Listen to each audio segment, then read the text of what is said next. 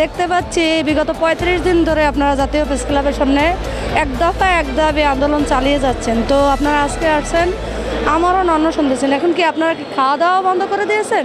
হ্যাঁ, আসসালামু আলাইকুম। আমরা রেজিস্ট্রি অফিসের স্টাফ বিগত ৩৫ দিন যাবৎ আমরা এই প্রেস ক্লাবের সামনে অবস্থান করতেছি। আমাদের এক দফা এক দাবি, আমরা চাকরি সরকারিকরণ চাই।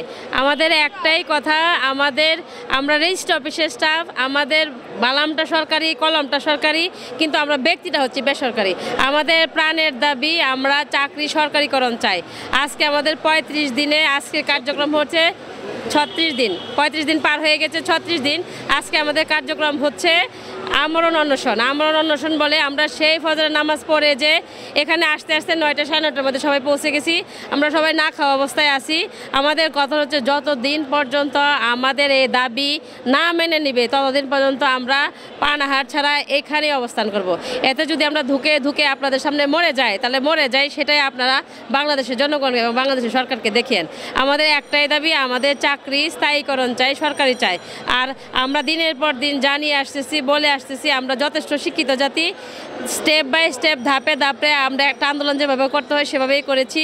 এতদিন আমাদের আশ্বাস দিয়েছে এই দিবে, সেই দিবে, সেই দিবে বলে আজকে ৩৬ দিনে আমরা উপনীত হয়েছি। এখন আমাদের বক্তব্য একটাই, আমরা চাকরি না নিয়ে কোনো মতেই ঘরে ফিরে যাব না। আমাদের একটাই দাবি, এতে যদি আমাদের পুরা এই প্রায় ১৬,৭০০ নকল নবিশ এই প্রেস ক্লাবের ময়দানে যদি মরতে হয়, তাহলে আমরা মরবো ইনশাল্লাহ। আমাদের এক দফা এক দাবি, চাকরি জাতীয়করণ চাই।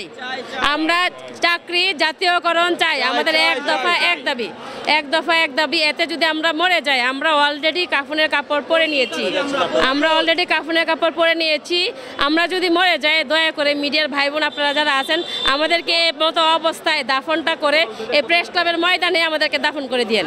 এই বলে আমি আমার বক্তব্য শেষ করছি। আসসালামু আলাইকুম।